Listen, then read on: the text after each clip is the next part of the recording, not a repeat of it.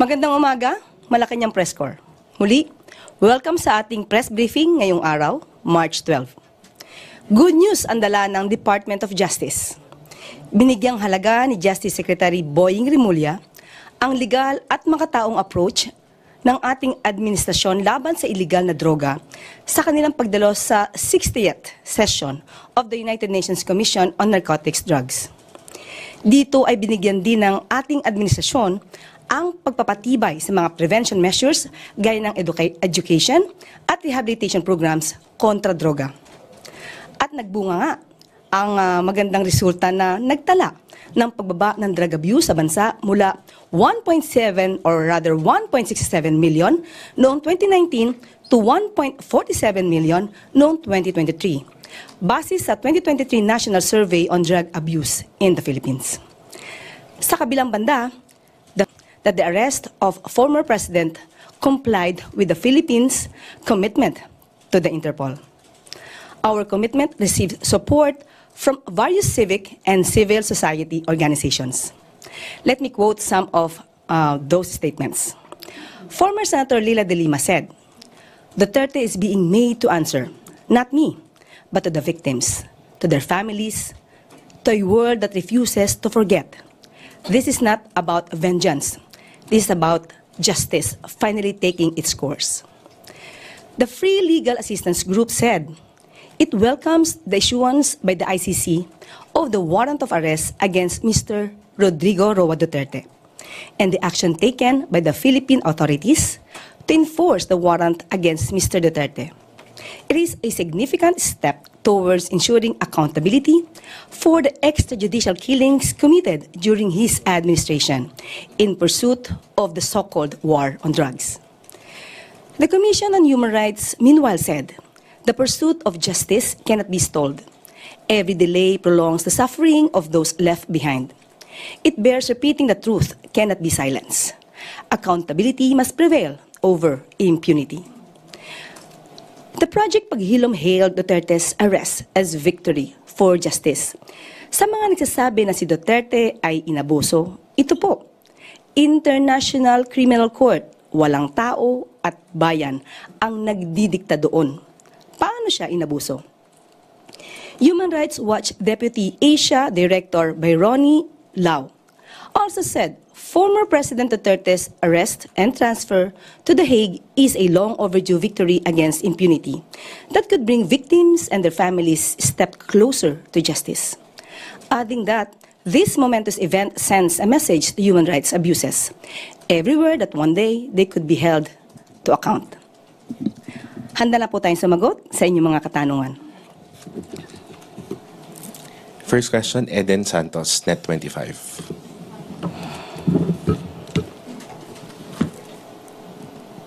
Yusek, good morning po. Tamang-tama siguro sa number one question yung tanong ko dahil kumusta na po ngayon kung meron kayong tuloy-tuloy na monitoring kay dating Pangulong Rodrigo Duterte, nasan na po siya at ano na po yung kanyang lagay?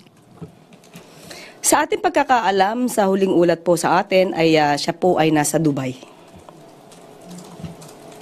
At sa ngayon po naman po kasi ay nasa maganda naman po siyang kondisyon, meron po siyang kasama. Yung preferred nurse niya po, may kasama rin po siyang abogado at kanyang preferred na security. O, kasi po sa post po ng kanyang daughter na si Kitty Duterte, parang 8 hours daw pong biyahe, isang sandwich lang yung kanilang kinain.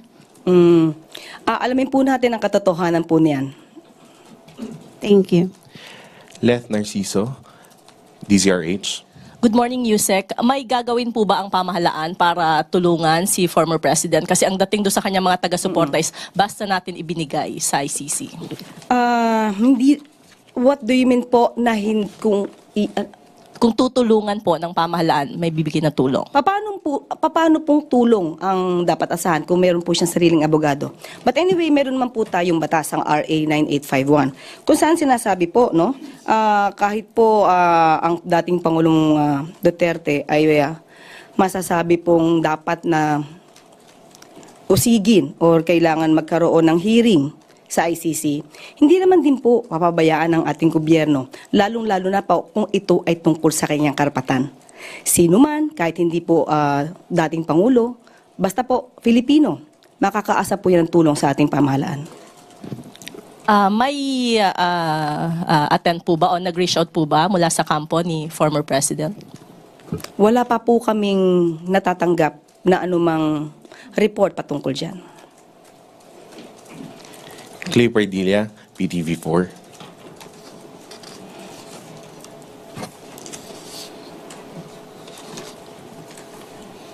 Good morning po, Yusek. Yusek, what are the possible penalties and prison terms former President Duterte could face if convicted of the ICC's crime against humanity of murder? Thank you po. Yes, based on the law, the penalty could reach up to 30 years imprisonment.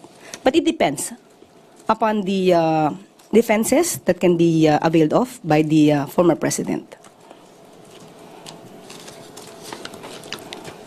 Tuesday New, DZBB. Good morning, Yusek. Kahapon po ay may mga sinasabi pa rin yung kampo ni dating Pangulong Duterte na he was denied of his right, especially yung medical attention. Hindi po ba naibigay sa kanya yung standard operating procedures na i-undergo siya ng medical examination upon his arrest? Hindi po yan totoo. Dahil nung panahon po na siya po ay nasa kustodiya na po, talaga pong ang pagtrato po sa kanya ay hindi po lamang basta-basta. Tinrato pa rin po siya bilang Pilipino at bilang former president. Kompleto po ang kasamahan po doon, may mga doktor po, may mga nurse, nandun din po ang kanyang mga abogado. So wala pong katotohanan na hindi po nabigyan siya ng tamang atensyon, especially patungkol sa medical needs na kailangan po niya. Hindi po ba yung request daw po na dalhin siya sa ospital dahil considering his health condition nga daw po kahapon na umaga hanggang gabi nag-travel, napagod, bumaba na yung blood sugar level, kinailangan daw sanang mai-ospital. Hindi po ba yun kasama doon sa medical attention na dapat ibigay daw sa kanya? Kung ang nagsasabi naman po na doktor na nag-attend po sa kanya ay hindi naman po sinasabing critical ang kanyang kondisyon, hindi naman po kinakailangan siya idalhin sa hospital. Thank you po. Melvin Gascon, Inquirer.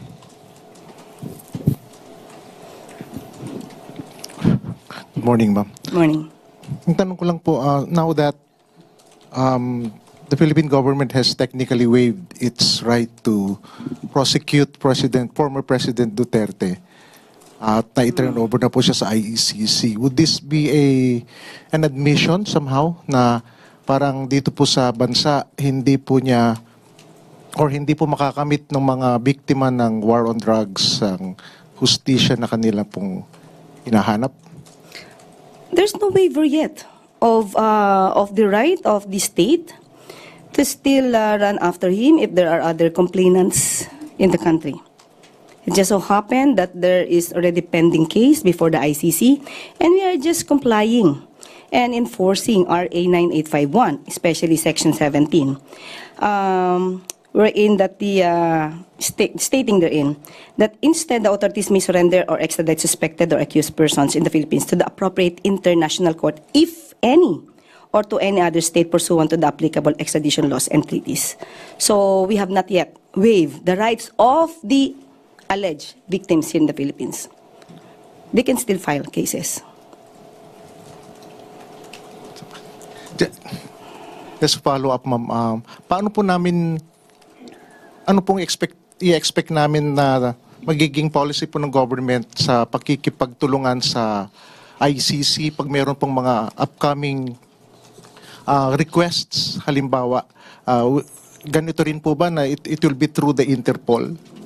Or Opo, dahil hindi po tayo miyembro ng ICC, pakikipagtulungan lang po tayo sa Interpol at ganun pa rin po siguro ang senaryo, pero depende pa rin po sa magiging sitwasyon. Kung halimbawa po yung taong kailangan silbihan ng warrant of arrest ay voluntary namang mag-surrender, so may iba naman po yung sitwasyon. But still, we will comply with our commitment with the Interpol. thank you, ma'am. Crisel Insigne, IBC 13. Yusek, may bearing pa po ba yung final po nila Attorney Panelo po na habeas corpus gayong nasa ICC na po si former President Duterte? Supreme Court lamang po ang makakapagsabi niyan, but normally po, usually po, kapag ka po yung tao ay nasa ibang bansa na po at nadala na po, nagiging moot and academic yung issue. But depende pa po rin yan sa Supreme Court. Hindi po natin pwedeng pangunahan kung ano po ang magiging decision ng Supreme Court dito. Follow up lang po, Yusek. Lumipad na po si VP po papuntang Netherlands. Sino po yung nakapag-clearance to travel po ba siya? Hindi po namin alam kung nakapag-clearance siya. Madalas naman po yata siyang umalis ng walang clearance. Hindi ko po, I'm sorry for that. Hindi po wala po tayong information on that. Thank you po. Alvin Baltazar, Radyo Pilipinas. Yusek, magandang umaga po. Yusek, nabanggit nyo kanina yung support doon sa naging desisyon ng gobyerno natin na i-turn over sa through Interpol sa ICC si Pangulong Duterte. Ang nabanggit nyo kanina, group of lawyers, pagkatapos yung mga victims. Pero how do you assess the public's assessment doon sa naging hakbang ng ating pamahalaan? Ano po ba yung naging public sentiments? Ano po? Ano po yung, sabi niyo po yung may sentimiento lang publiko. Ano po ba yung sinasabi niyong sentimiento? Yung assessment po natin. Ang assessment natin. Assessment po na okay. palas tungkol doon. Kung anong sentimiento ng tao? In general, In general, do we gain support doon sa naging Asya? kung pag-uusapan po natin ay pagbibigay ng hustisya at pagko-comply sa tamang batas, mas maiintindihan po ng taong bayan kung naging tama po ba yung naging hakbang ng administrasyon. So ang mas maganda lamang po dito ay malaman nila kung paano ba ito nagsimula. Bakit nagkaroon ng warrant of arrest? Bakit kailangan makipag-ugnayan sa Interpol? Kapag po kasi ang nakikitang naratibo ay puro nakakaawa ang dating Pangulong Duterte, nandun na po tayo sa may bandang dulo eh. Dapat simulan natin bakit nga ba nagkaroon ng kaso sa ICC? Bakit nagkaroon ng warrant of arrest? Sino ba ang nagsampa ng kaso sa ICC? Kailan ba tumiwalag ang bansa sa ICC? Hindi pa po ba nung nagkapagsampa na ng kaso, ito mga biktima, di umanong biktima ng Pangulo? Dapat yun po sana ang masimulan sa taong bayan para maintindihan nila kung bakit kinakailangan po na mangyari ang ganito, bakit kinakailangan din po tayong mag-comply sa ating commitment to the Interpol. So, sa akin pong palagay, kapag ka po naintindihan nila ito lahat, magiging positibo naman po ang tanaw nila sa ginawa po ng administrasyon. Salamat po, Yusek. Richmond Quevedo, Daily Tribune.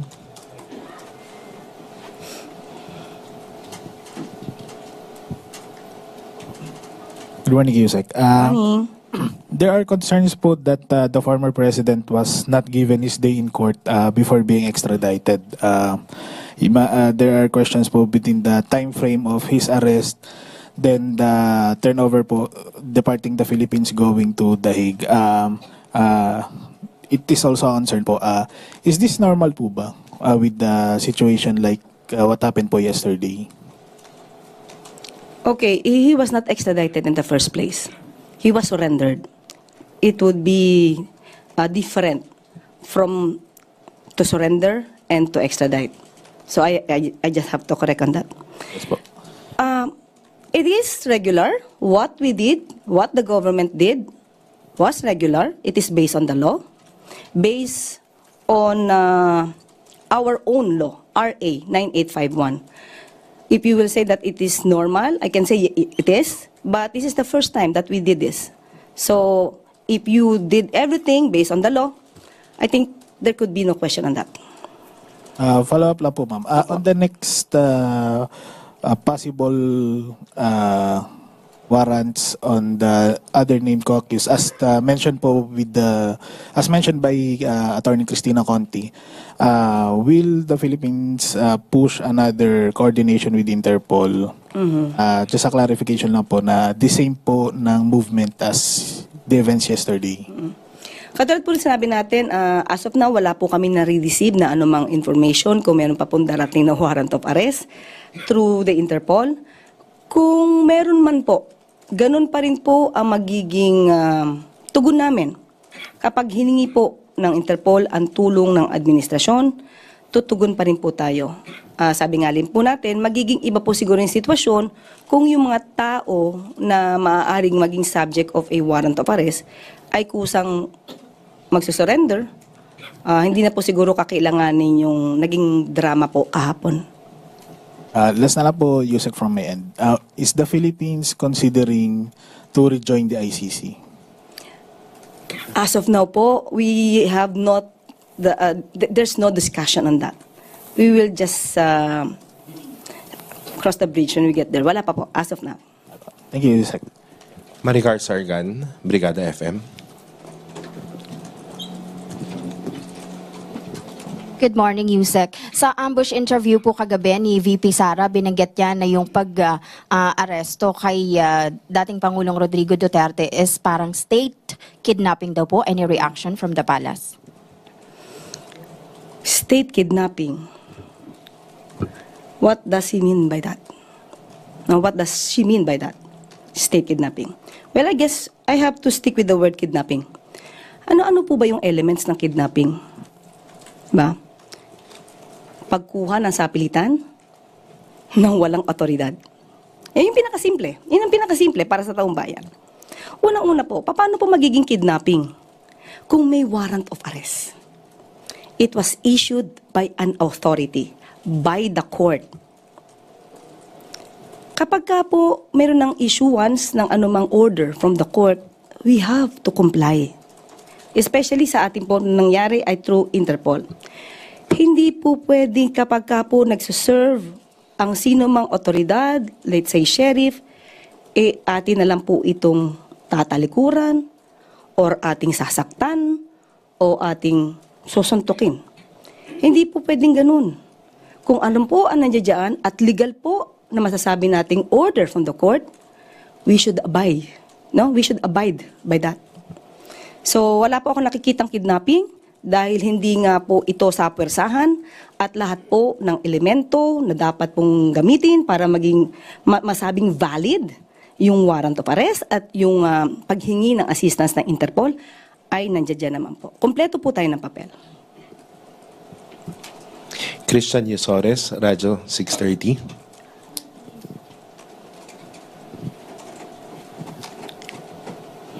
Good morning, Yusek. May we ask lang po yung siguro reaksyon ng Palasyo o ng Pangulo doon sa statement naman po nung kanyang kapatid na si Senator Amy Marcos na nadismaya po doon at naawa sa pag-aresto kay Duterte. Ang sabi po niya, hindi na raw tayo natuto at gulo lang ang idudulot nito. Wala rin anyang pakinabang sa mga naghihirap na Pilipino ang pag-aresto. It also even reminded her daw sa kanilang ama, the late President Marcos Sr. noong 1986. I guess she was referring when the late President was ousted. Ano pong sagot dito ng Palasyo o ng Pangulo? Nung tinanong po natin ang Pangulo dyan ay hindi pa po niya napanood ito at hindi rin po niya panabasa. So as of the moment, wala pong reaksyon ang Pangulo patungkol dyan. Thank you po. Sam Medinilla, Business Mirror. Good morning po, ma'am. Morning. Yung regarding lang po dun sa follow-up dun sa question ni Sir Melvin kanina, yung hindi po ba makaka-apekto yung pag-transfer kay former President Duterte sa ICC dun sa mga pending illegal drugs cases dito sa Pilipinas? Sa aking palagay, hindi naman po. Kung maaga po niya na madidepensa ng kanyang sarili, dahil sabi naman po niya, wala naman siyang kasalanan. Wala siyang nilabag. So napakadali po kay dating Pangulong Duterte sa kanyang palagay na malulusutan niya ang hearing sa ICC. So pagdating po niya at kung siya man po ay successful sa kanyang pagdedepensa doon, maaari niya naman pong kaharapin ang kaso dito. Tapos on another matter, ma'am, sa economic naman po ako.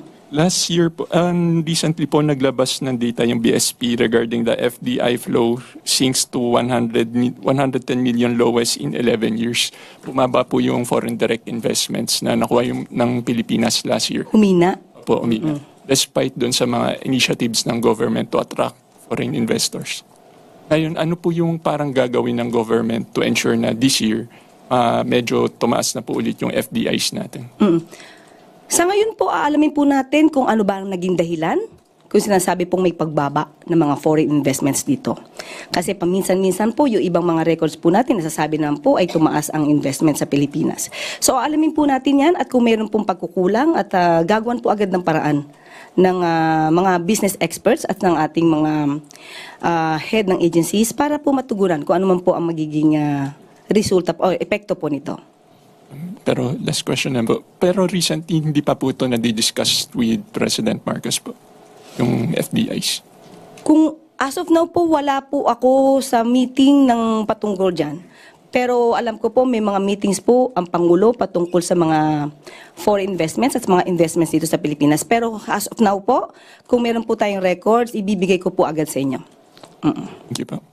Jinky Baticados, IBC. Hi, Yusek. Good morning. Good morning pa.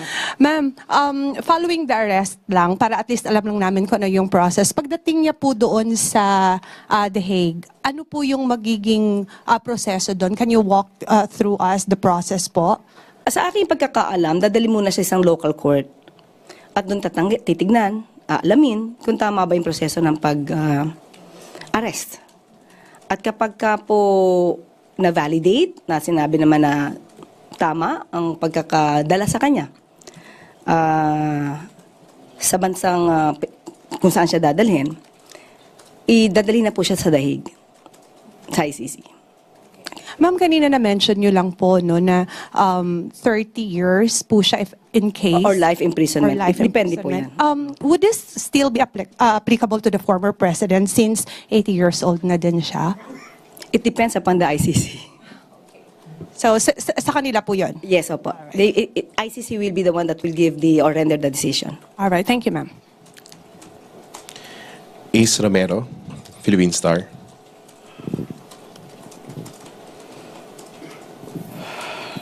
Yusek, good morning. Kasi yung isa sa mga common arguments dun sa against dun sa pagsuko or yung pag-yield sa ICC ng mga suspect is if the local courts are working, then why would you let the international court intervene with their cases?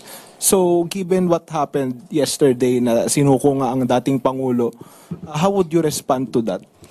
Actually, natugunan na po yan eh. May response na po yan, kaya po nagtuloy-tuloy yung investigation.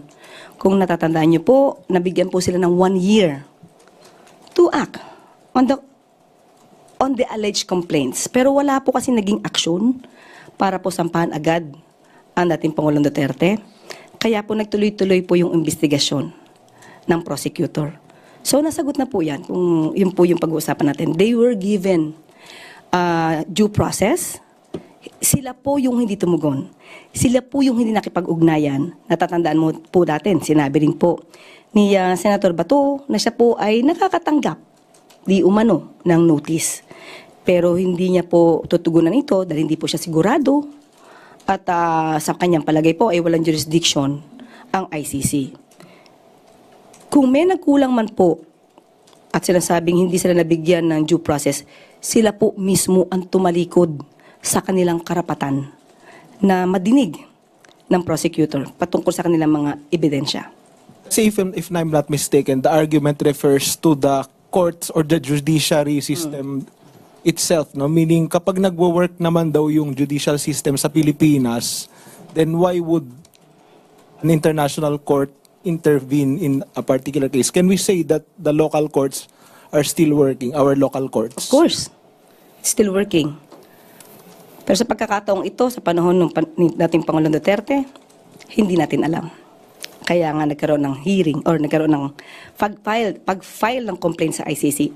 Katulad ng sinabi ko, binigyan ng gobyerno ng 1 taon para patunayang gumagana ang hustisya laban sa mga war on drugs ni dating Pangulong Duterte pero wala pong naisampa. Kaya po nagtuloy-tuloy ang investigasyon ng prosecutor. Ay, follow up lang po. Related question. There are calls by some supporters of the Duterte family, no, na people power daw po. Mag-launch daw ng people power in support of the former president, and some are calling on people na pumunta sa streets. What do you say to those kinds of statements? Hindi po ba pagbabaksak ito ng gobyerno? Unang-una po, may warrant of arrest. Pangalawa, may case na nakafile. Pangatlo, may mga di umanong biktima na magsasalita patungkol sa kaso. Hindi po ito basta gawa-gawa na kwento. May mga biktima. Hindi ito pagpaplanta ng ebidensya. Hindi galing ang kaso sa Pilipinas. Ito, ang kaso ay pending sa ICC. Ano ang magiging dahilan nila para himukin ang taong bayan na mag-alsa laban sa pamahalaan? Samantalang ang pamahalaan ay gumagawa, tumutupad ng batas. Ang pagtawag ba ng people power ay paglabag sa batas? Dapat ang mga tao ngayon, ang mga kababayan natin, mag-isip, alamin, ano ba ang nangyayari? Ang kasong ito sa ICC ay hindi gawa-gawa ng pamahalaan. Gawa ito sa panahon ni dating Pangulong Duterte. Gawa ito ng war on drugs ni dating Pangulong Duterte. At aminado siya rito. Bakit isisisi ang pag-i-issue ng warrant of arrest, ang pagpapadala sa kanya sa ICC, kung siya mismo sinabi ni dating Pangulong Duterte, "Sue me. I will take all the legal responsibilities on this." Bakit tayo ngayon umiiyak? Samantalang pinapatupad lang naman natin kung ano ang nasa batas.